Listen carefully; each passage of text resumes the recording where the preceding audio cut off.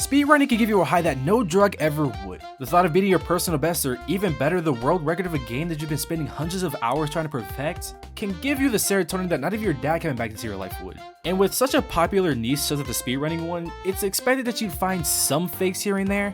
Faking speedruns is a cardinal sin that, while it can make a person look bad, there could always be worse. Fake speedruns are more common than you think, but just because they're common doesn't mean they're good at it or else they wouldn't be caught. I mean, come on, it's obvious. Like, can you not see the misplaced fingers? Look, I get it. You don't want to put in the actual effort to learn something that can take you tens, hundreds, or even thousands of hours to perfect. But to that I say, why would you even make an attempt to do it in the first place? Faking speedruns takes tons more time than just learning, practicing, and failing. Like, it's not just, okay, let me try this cool new Ori speedrun. I give up, where are the mods? It's more like practicing, failing, taking tons of hours to learn how to cheat in a way that no one would notice, cheat in a way that you think no one would notice, and get caught. Yeah, do you see why that's a stupid idea and no reasonable person would do it? Hey, I said reasonable, not fucking psychopaths. Today, I just want to take a look at some of the more notorious fake speedruns and just analyze them with my most minimal speedrunning knowledge. Because even though I don't know a damn thing about speedrunning, I still make content on it. Speaking of which, The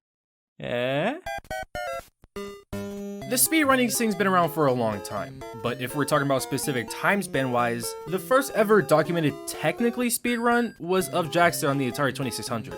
This game basically jump-started speedrunning. It encouraged players to beat it as fast as they possibly could, and people would play it over and over to get a higher and higher record. It sold 500,000 copies, and hey, that's really good for the 80s standards considering they're about to get... Todd Rogers was a huge gamer back in the day and was known to set a number of records on Twin Galaxies, which was the default video game database in the time before this, and this. He was community famous in what you can kinda call a community, and eventually set the world record for the aforementioned Dragster game at a time of 5.51 seconds, which is an incredible time because no matter how easy it looks,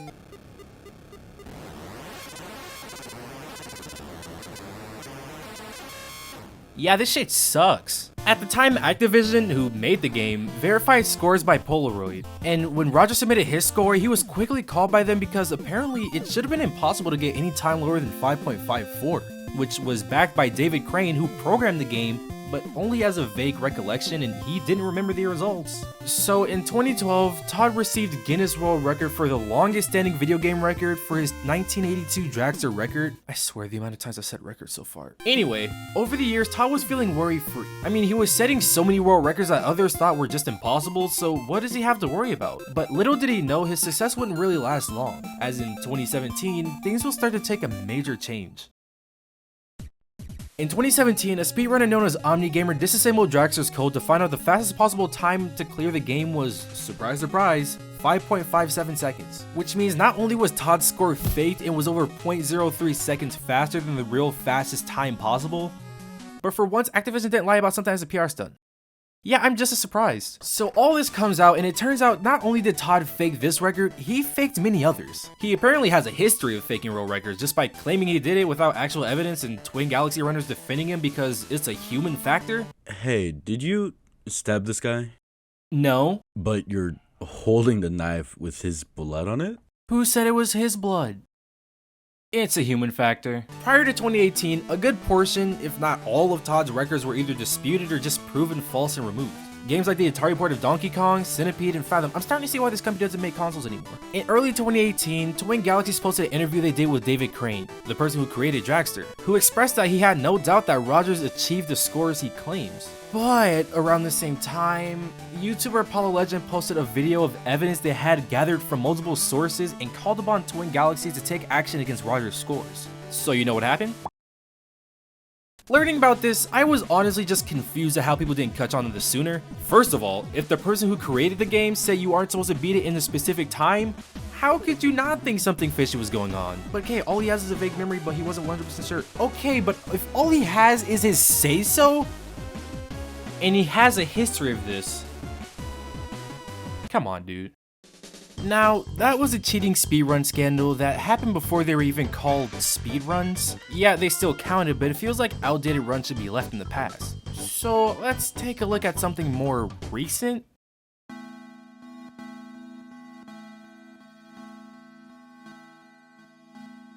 Minecraft is a game that so many people grew up with. It's been through uprising and downfall to irrelevance to even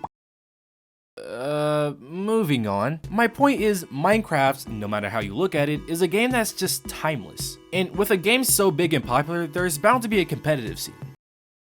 Did you not see the title of the video? No, we're talking about the competitive speedrunning scene. Minecraft runs have changed a lot since they first started. The original goal all the way back in the day was just mining until you find diamonds, while nowadays it's all about getting ender pearls, defeating the ender dragon. Where the fuck is that Shaquille O'Neal? While the running community began to grow, so did the game itself, while bringing new eyes to said growing community and new challengers to the scene. Main one being an up-and-coming YouTuber that goes by the name of Dream.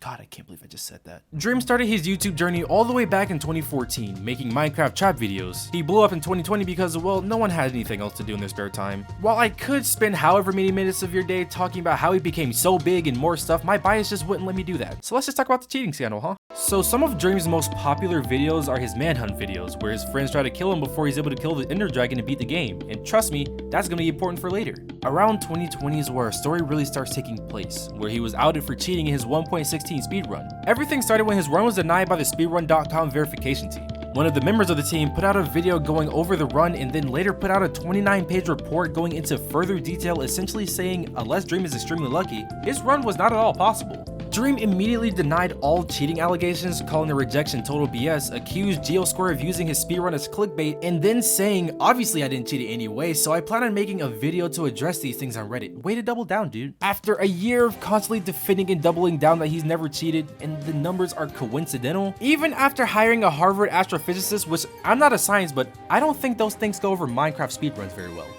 Call Saul Goodman at this point. Dream eventually came out admitting to cheating in mid-2021. Apparently, since he didn't want the manhunt and other challenge videos to take too long, he hired some modders to increase the enderman spawn rates and pearl drop rates out of convenience. Look, I get it. You want to get content out as quickly as you can. You don't want to spend hours and hours trying to make a video and God knows how much longer editing. But why deny it for so long?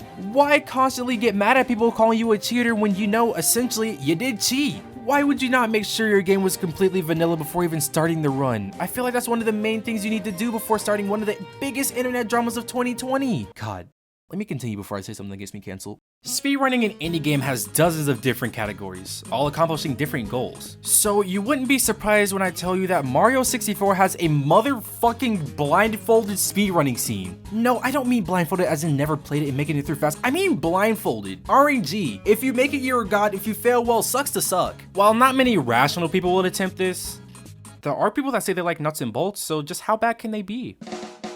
The main objective of blindfolded speedrunning is just to see how well you really know the game. You play the game as you normally would, but you just can't see. And unless you're the daredevil and you're able to use every other sense perfectly, I really can't see you getting anything less than a...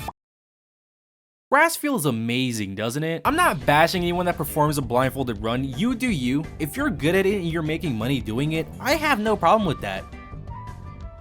But this grass does feel great, doesn't it? All that aside, blindfolded runs are extremely hard, but no matter how much you try to fake one, it's fairly noticeable. Just because you can't see it doesn't mean no one else can. It's not like playing hide and seek and covering your eyes and saying, if I can't see you, you can't see me. And it's even more clear when you try to play the game in a way that you can so obviously tell you can see. Yeah, apparently someone tried to fake a blind run in the most obvious way possible. Well, obvious if you're that big into the game, that is. To the blind eye, you'd think, wow, he must have really practiced and labbed this out for God knows how long to get such impressive results. When in all reality, you're just being fooled. I mean, one of the most obvious instances is when he chased a 1-up mushroom, forgot he was supposed to be blind, and tried to play it off as if, oh, he just so happened to find it. Even in the final Bowser fight, most runners have a setup to get the first 2 bomb hits before going for a normal try, but this guy just missed once and with no setup or sound cues, hits almost every throw no problem. Yeah, you should have figured. The world of speedrunning is a constant practice and constant competition. It's a sport you have to grind out because if you fail, Lord so help me, just one singular thing, be prepared to drop to 250th on speedrun.com. It's also something that should be treated with a passion. Speedrunning is something that many people can consider a passion project sport because, I mean, you wouldn't lab out a world record time in Mario FPS for shits and giggles. That's what we like to call sociopaths. Cheating in general is one of the worst things a person can do. Among a few other things. While I get not wanting to dedicate the time and effort into doing something legitimately, then why do it at all? I mean, it's crazy the amount of effort people put into just blatantly faking speedruns as opposed to just practicing to perfect or just simply not doing it at all and picking up a different hobby. When did the hacks kick in?